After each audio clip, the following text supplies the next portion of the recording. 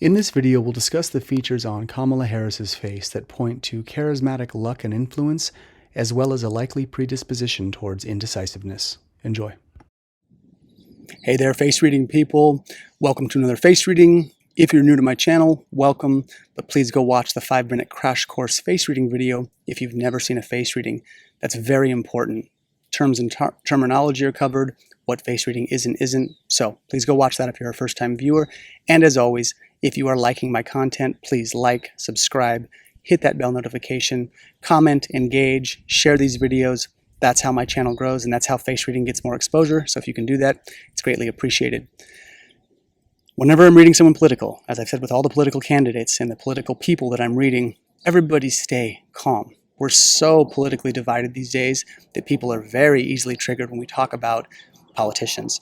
So that being said, the way I stay neutral when I'm reading a politician is to do my best to read the light and dark side of a feature. So any feature can be good or bad depending on how the personality expresses through those features. So that being said, keep all of that in mind, but let's dive in. The first thing that leapt out to me when I was reading Kamala Harris's face is the balance of her 3 sectors. So that's characterized by the line from here to the eyebrows, from the eyebrows to the bottom of the nose, and from the bottom of the nose to the bottom of the chin. These 3 sectors relate to 3 specific spheres within a person. The top one, the height, okay, it's the height of these dimensions. The top one relates to the mental sphere. The logical thought process is how the person's mind runs, the expansiveness of their mind, those metrics. From the eyebrows to the bottom of the nose, we're looking at pragmatism, the practicality of the person, how they operate. And then from the bottom of the nose to the chin here is emotions and instincts. So when we look at this, especially in the Eastern context, people think, oh, well, she's balanced, so that's good, right? Well, yes and no. So when we see these 3 sectors have a direct tie to decision making. In the Eastern context, the capacity to make a decision is forward movement in life. It's growth. It is movement. As they say in the East, life is movement. So you don't want to spin your wheels and not decide. Indecision is where we get stagnation, emotionally, physically, spiritually, all of it. You have to decide, and no matter what we decide, good or bad decision, there's going to be a consequence for any decision we make, but that's how you learn in life. So when I see 3 balanced sectors in Kamala Harris, or I see it in my clients, what I tell them is, you're usually going to have some difficulty in making a decision because you have all 3 sectors running at the same time, at the same volume, at the same frequency. So the person's decision-making process, the dark side is, they can be indecisive. I don't know what to do, which means they can be left to external input, and that can be good or bad, depending on who's around you and who's whispering into your ear, but it lacks a little bit of that decision-making process. Now, the good side of that is that the person has command of all 3. They can look at any topic mentally, pragmatically, or instinctually. So they have command of all 3, which is good. But what I tell my clients when I see this, and if Kamala Harris was my client, my face reading client, I would say, you need to pick one. Whenever you're going to make a decision about something, a policy, a direction of, where the White House is going, whatever, you've got to look at that topic with one of these 3 layers. And you have to look at them one at a time. It doesn't mean you can't go through all 3, but you got to do one at a time. Otherwise, indecision is going to reign supreme. So that would be my guidance for her. Again, they could be read good or bad depending on what's around her, all of the metrics that I discussed. The other thing I noticed was her wood-shaped face. So all of the 5 elements have associations to elements. The wood element in particular relates to the rectangle. So if you take a snapshot of a tree trunk, you can kind of see the implied verticality, okay? Trees grow upward and they're doing this, right? It's a snapshot of the tree trunk. You can think of the rectangle that way. This face is very common in politicians. So if you look at this picture here, you're going to see some politicians, some random politicians that I picked up. Some of them you'll know, some of you won't. You should know all of them mostly, I'm guessing. But when you look at these, you can kind of see this rectangular, long length, what they call being horse-faced, sort of long-faced. This is very common in politics because the wood element relates to the general. It relates to the archetype of commanding, telling people what to do, delegating. We ride at dawn. We do this thing at this time. So do politicians have round faces and other shapes? Absolutely. But according to theory, wood-shaped faces often go into politics and things like this, things that relate to that kind of work because they're sort of wired for it. So in terms of congruency of what Kamala Harris's face is shaped like, she has that in her favor. She's in a line of work that's congruent with her face, so that's technically a good thing.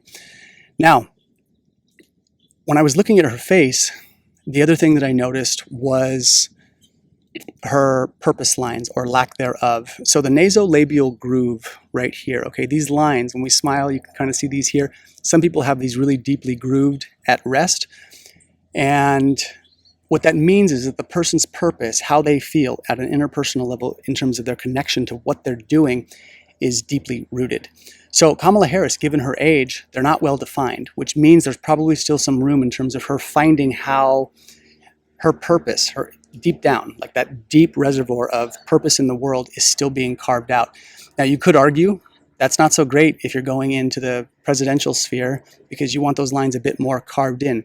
However, the good side is that there's still room to grow, all right? And so growth in general is good, but I would say in terms of her purpose, like her finding that deep inner voice of what she actually wants at a personal level too, and marrying that with all of the political demands around her, there's still work to be done. So that's a thing to consider. Now, the other thing I noticed were her nostrils. So in the face reading sphere, when we look at the nose is a metal element feature, and the metal element relates to money. It relates to the expenditure of money. So if you look at my nostrils, I have relatively large nostrils given my Estrada side.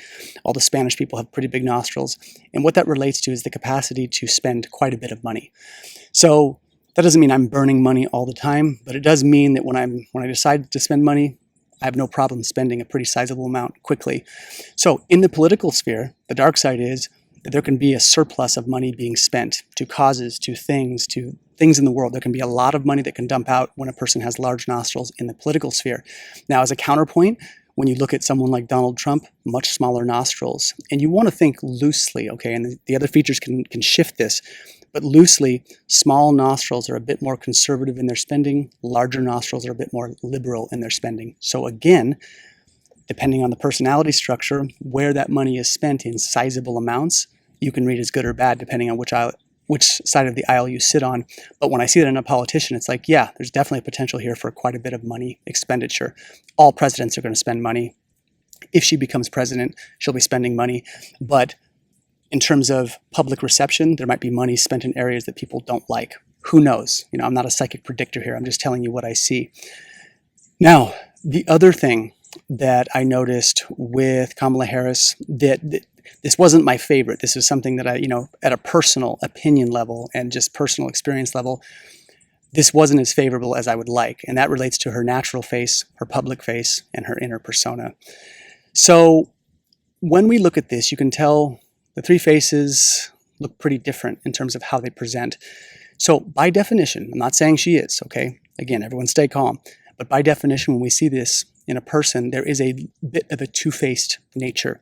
And so if you see some of my other videos, I talk about this very thing about other people as well. It means what they're showing the external world and who they are behind closed doors at a personal level are pretty different. So her public persona is wide, okay? When we see the wide open features, that's a bit more accessible. There's a receptivity there that's like in your favor. You're well received, people like you, they want to be around you. There's like, yay, there's definitely that kind of energy when they're met for the first time. Behind closed doors, we see a very different persona, and that is very wood. So when the face is narrow and the eyes are close set, there is a deeply critical capacity there. They can be very, very nitpicky, maybe even excessively so. Now, the positive side of that is when we see the general face, that narrowing of the features, the general is about order, structure, and telling people what to do, which you're going to need as president. But when we see this much disconnection between the faces, there's definitely going to be, yeah, by definition, okay, theoretically, kind of a two-faced potential. So again, we won't know. If she becomes president, we'll have a better read of that. But at a theoretical level, that's something to think about. So those are the big key things that I noticed about Kamala Harris. She also has a decent amount of sparkling peach luck, which is the fire luck.